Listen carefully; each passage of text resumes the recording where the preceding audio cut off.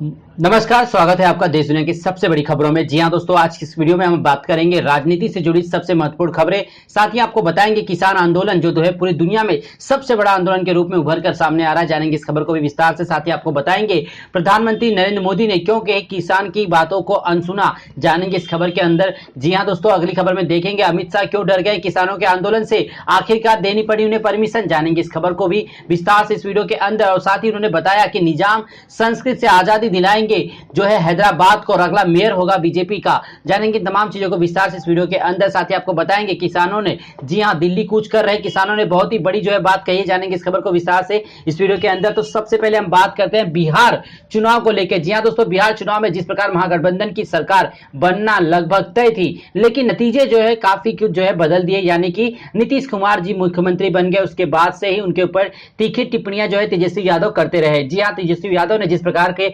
बयानबाजी दिया, क्या आप उससे सहमत हैं? जिस प्रकार से उन्होंने बयान दिया कि उन्होंने सिर्फ एक ही बच्चा पैदा किया, दूसरा बच्चा पैदा करने में उन्हें डर लग रहा था कहीं बेटी ना हो जाए। इस प्रकार के बयानबाजी से उनकी क्या मानसिकता है और क्या आप सोचते हैं उनके बारे में, कमेंट बॉक्स में हमें जरूर बताइएगा। जेडीयू ने इस कमेंट्स के बाद काफी ज्यादा जो है तीखा रुख अपना लिया, जिसकी वजह से कई जगहों पर जो है उनके पुतले को फूका गया। जी हाँ, तेजस्वी यादव के पुतलों को जेडीयू कार्यकर्ताओं ने फूका, और साथ ही उन्होंने बयान भी दिया कार्यकर्ताओं ने कि आगे वो और भी बहुत कुछ जला सकते हैं अगर तेजस्वी यादव अपनी जबान पर कंट्रोल नहीं रखते हैं। तो चलते हैं अगली सबसे बड़ी खबर की तरफ। जी हां दोस्तों, इस समय देश में एक बहुत बड़ा आंदोलन सामने निकल कर आ रहा है, वो है कृषि आंदोलन। जी हां, जय जवान जय किसान जय विज्ञान का नारा देने वाले कई राजनेताओं ने जो है कहा कि किसान जब तक देश में है तब तक कोई भी जो है भूखा नहीं सो सकता। यानी देश का अन्नदाता आज सड़कों पर बेबस है और अपनी परेशानी को लेकर जब वो दिल्ली की तरफ जा रहा है तो दिल्ली को जो है रोका जा रहा है, यानी दिल्ली को घेराबंदी कर लिया गया कि बाहर से आए किसान दिल्ली में प्रवेश ना कर सके। लेकिन कहां रुकने वाला है अन्नदाताओं का? जी हां,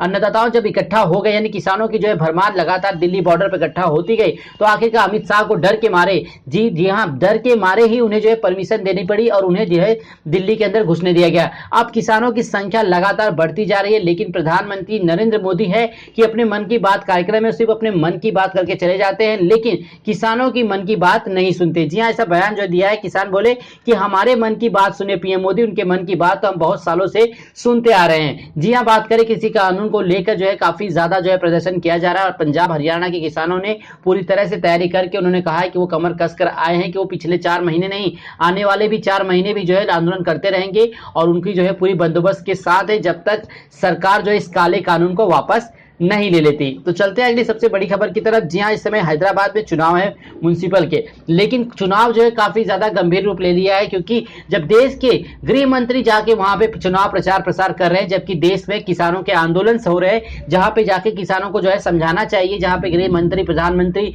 और बड़े केंद्रीय मंत्रियों को जो है किसान आंदोलन को शांत कराना चाहिए, तो उसे छोड़कर लोग जो है लगे हुए चुनाव में अपनी जीत दर्ज करने के लिए। जी हाँ दोस्तों, किस प्रकार की राजनीति देश में हो रही है, आप हमें कमेंट बॉक्स में जरूर बताइए। क्या अमित शाह का इस समय केंद्र में रहकर, दिल्ली में रहकर किसानों की बातों को जो है सुनकर उन्हें सुलझाने की कोशिश करनी चाहिए, या फिर जाकर निजामाबाद में या फिर हैदराबाद में जाकर जो है इस प्रकार के बयानबाजी करना चाहिए कि यहां से निजाम संस्कृति को वो खत्म करेंगे और यहां का जो अगला मेयर होगा वो बीजेपी का होगा। पूरे देश में ही जो है बीजेपी चुनाव जीत जाए, लेकिन उसे क्या होगा, पहले जो समस्या इस समय सबके सामने है, यानी किसान भाई बहनों की, यानी अन्नदाताओं की, वो किसान जो इनके ऊपर पूरा देश निर्भर है। जब देश की जीडीपी सबसे ज्यादा नीचे गिरी हुई थी, तो एकमात्र सेक्टर जो किसानों ने जो है संभाल रखा था, जिसकी वजह से हमें ग्रोथ मिली, उसके बावजूद जो है किसानों की इस प्रकार की अनदेखी की जा रही है। अब बात करते हैं किसानों ने किया, किसान लगातार जो है अपने प्रदर्शन में बताया जा रहा है। किसान ने कहा कि किसान अपने मन की बात मोदी को सुनाने आए हैं। किसानों ने कहा कि मोदी जी मुंह में राम बगल में छुरी वाला काम कर रहे हैं,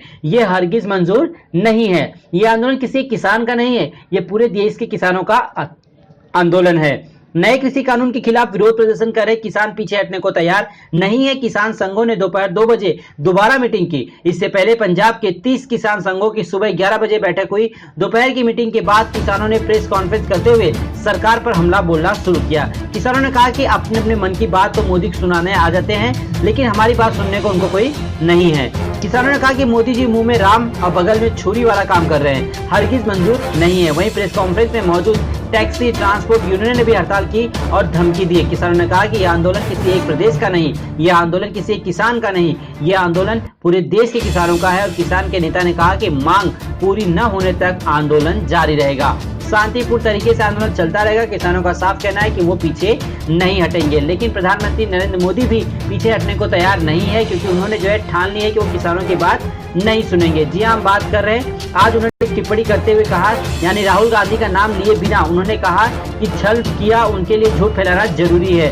प्रधानमंत्री नरेंद्र मोदी ने किसान आंदोलन के मुद्दे पर कांग्रेस और राहुल गांधी को आड़े हाथों लिया। यहाँ पर राजनीति आप देख सकते हैं कि जब आंदोलन हो रहा है किसानों पे, तो यहाँ पे राहुल गांधी और कांग्रेस जो है शामिल हो चुकी है। मोदी ने कांग्रेस की छलावे की राजनीति करने वाली पार्टी बताया और किसानों को आगाह किया। एक तो किसान पिछले सरकारों के छलावे से आसक्तित है, दूसरे कुछ लोगों को झूठ बोलने की मजबूरी है, ऐसा बयान जो है मोदी जी ने दिया। 3 नए कृषि कानूनों को लेकर हमलावर रही कांग्रेस पार्टी, खासकर कर पूर्वी पार्टी अध्यक्ष राहुल गांधी पर प्रधानमंत्री नरेंद्र मोदी ने जमकर निशाना साधा। उन्होंने देख लिया कि जिस प्रकार से वाराणसी से उन्होंने जो आयोजित कार्यक्रम को संबोधित करते हुए कहा कि अब सरकार के फैसले का तथ्य आधारित नहीं है, बल्कि आशंका आधारित विरोध किए जाने को चलन देखने को मिल रहा है। जी हाँ, लगातार किसान कह रहे हैं कि प्रधानमंत्री नरेंद्र मोदी मुंह में राम बगल में छुरी रखने वाली राजनीति कर रहे हैं, तो दूसरी तरफ प्रधानमंत्री नरेंद्र मोदी अपने ही मन की बात कर रहे हैं कि ये सब कुछ जो है कांग्रेस का किया धरा है, ना कि किसानों का। जबकि किसान कह रहे हैं कि वो मूर्ख नहीं है, वो अपनी मर्जी से आए हैं, उनको लगता है इस कानून में जो है कहीं ना कहीं छलावा किया गया, जिसकी वजह से वो प्रदर्शन कर रहे हैं। तो चलते हैं अपने अगली सबसे बड़ी खबर की तरफ। जी हाँ दोस्तों, एक बहुत ही बड़ा बयान आ रहा है क्रिकेट की जगत से। विराट कोहली के बिना अगर जीता भारत तो साल भर तक जश्न मंगाएंगे माइकल क्लार्क। जी हम बात करें, भारतीय कप्तान विराट कोहली ऑस्ट्रेलिया दौरे पर टेस्ट सीरीज में जो है पहला मैच खेलकर लौट जाएंगे। कोहली 17-9 दिसंबर से एडिलेड में खेले जाने वाले पहले टेस्ट मैच के बाद स्वदेश लौट जाएंगे। क्रिकेट जानकारों के बीच यह बड़ा सवाल है, क्या कोहली की गैर मौजूदगी में भारतीय टीम क्रिकेट में सबसे लंबे प्रारूप में ऑस्ट्रेलिया को हरा पाएगी? हालांकि ज्यादातर जानकारों का मानना है कि यह टीम इंडिया के लिए बहुत बड़ी चुनौती होगी, लेकिन ऑस्ट्रेलिया के पूर्व कप्तान माइकल क्लार्क ने का मानना है कि विराट कोहली की जगह कोई भी नहीं ले सकता। उन्होंने कहा कि अगर भारत ऑस्ट्रेलिया में कोहली को गैर मौजूदगी में हरा देता है तो वह जश्न मनाने की बात होगी। जी हाँ, इस बार का जो है बयान उन्होंने दिया है कि क्योंकि पूरी टीम जो है विराट कोहली पर निर्भर है। बात करें पिछले दोनों वनडे मैचों में जो है क्लीन स्वीप हो चुकी है भारत के खिलाफ। जी हाँ, क्योंकि भारत जो है 2-0 से पीछे चल रहा है और सीरीज जो है पूरी तरह से ऑस्ट्रेलिया के कब्जे में आ चुकी है। चलते हैं अगली सबसे बड़ी खबर की तरफ। जी हाँ दोस्तों, अगली सबसे बड़ी खबर आ रही है कि आशीष नेहरा ने विराट कोहली की आलोचना की। जी हाँ, आपको सुनकर जो है हैचरत होगा, लेकिन सही बात है कि भारत के खिलाफ एक दिवसीय अंतर्राष्ट्रीय सीरीज में ऑस्ट्रेलिया ने 2-0 की अजय बढ़त बना ली है और इसको लेकर जो है टीम इंडिया के प्लेइंग 11 को लेकर कई सवाल उठा रहे। पहले वनडे टीम में ऑस्ट्रेलिया ने 61 रन से जीता। इसके बाद भारतीय कप्तान विराट कोहली ने साफ किया कि ऑलराउंडर हार्दिक पांड्या अंतर्राष्ट्रीय क्रिकेट में गेंदबाजी के लिए पूरी तरह से तैयार नहीं है। यहां तक कि ऑलराउंडर ने खुद भी मैच के बाद प्रेस कॉन्फ्रेंस में कहा था कि वो गेंदबाजी में वापसी के लिए तैयार कर रहे हैं, लेकिन अभी तक वो मैच के लिए तैयार नहीं है। उस मैच में पांड्या ने 90 रन की जो है पारी खेली थी। हालांकि पूरे दूसरे एक दिवसीय मैच में जब कोहली ने पांड्या से गेंदबाजी करवाने का फैसला किया तो सभी को काफी हैरानी हुई और पांड्या ने इस मैच में 4 ओवर फेंके थे। टीम इंडिया के पूर्व क्रिकेटर आशीष नेहरा ने जो है सिडनी ग्राउंड में जो है खेले गए दूसरे इंटरनेशनल वनडे में कहा कि कोहली जो है जल्दबाजी में जो है फैसले ले रहे हैं और इशारा किया कि कोहली गेंदबाजी परिवर्तन को लेकर बहुत जल्दबाजी करते हैं। उन्होंने कहा कि उनमें कुछ फैसले इतनी जल्दबाजी से किए थे कि उनका कोई मतलब समझ नहीं आया। पांड्या ने अपने 4 ओवरों में शतक बनाने वाला स्टीव स्मिथ का विकेट लिया। कोहली ने मयंक अग्रवाल से भी गेंदबाजी करवाई। नेहरा ने कहा कि आज के मैच में विराट कोहली ने 2 ओवर मोहम्मद शमी से करवाए और फिर नवदीप सैनी को लेकर आए। मैं समझ सकता हूं कि वह शमी को दूसरे छोर से गेंदबाजी कराना चाहते थे, लेकिन फिर भी उन्होंने जसप्रीत बुमराह को नई गेंद से 2 ओवर क्यों करवाए। इन तमाम चीजों को लेकर जो है काफी ज्यादा इस समय आलोचना जो है भारतीय कप्तान विराट कोहली की हो रही, क्योंकि विदेशी धरती पर भारत का प्रदर्शन लगातार खराब होता जा रहा है, लेकिन अभी तक जो है विराट कोहली की तरफ से कोई चमत्कारी पारी सामने निकलकर नहीं आई। अगली सबसे बड़ी खबर निकल के आ रही है कि स्पेशल ट्रेनों को रद्द किया जा रहा है। जी हाँ दोस्तों, देश में हर में चलाई जाने वाली तमाम स्पेशल ट्रेनों को अब उन्हें जो है रद्द करना शुरू कर दिया गया है। तो अगर आप भी अपनी स्पेशल ट्रेनों के बारे में विस्तृत जानकारी जानना चाहते हैं कि कौन कौन सी स्पेशल ट्रेनें दिसंबर महीने में चलेंगी और कौन कौन सी स्पेशल ट्रेनें जो चल रही थी उन्हें बंद किया जाएगा। जी हाँ दोस्तों, अगर आपका रिजर्वेशन है तो भी उसे कैंसिल करके आपका पैसा आपको रिफंड कर दिया जाएगा, लेकिन आपको इस बात की जानकारी होना बहुत जरूरी है कि कौन कौन सी स्पेशल ट्रेनें किन किन रूटों पर जो चलाई जा रही थी उन्हें पूरी तरह से बंद किया जा रहा है और साथ ही कौन सी नई स्पेशल ट्रेनें 2020 में यानी दिसंबर में शुरू होगी। इन तमाम चीजों को जानने के लिए आप हमें कमेंट बॉक्स में कमेंट करना ना भूलें। हम आपको विस्तृत जानकारी के साथ साथ स्पेशल ट्रेनों की लिस्ट के बारे में भी बताएंगे। धन्यवाद दोस्तों, मिलेंगे अपने नेक्स्ट वीडियो में, तब तक के लिए शुक्रिया।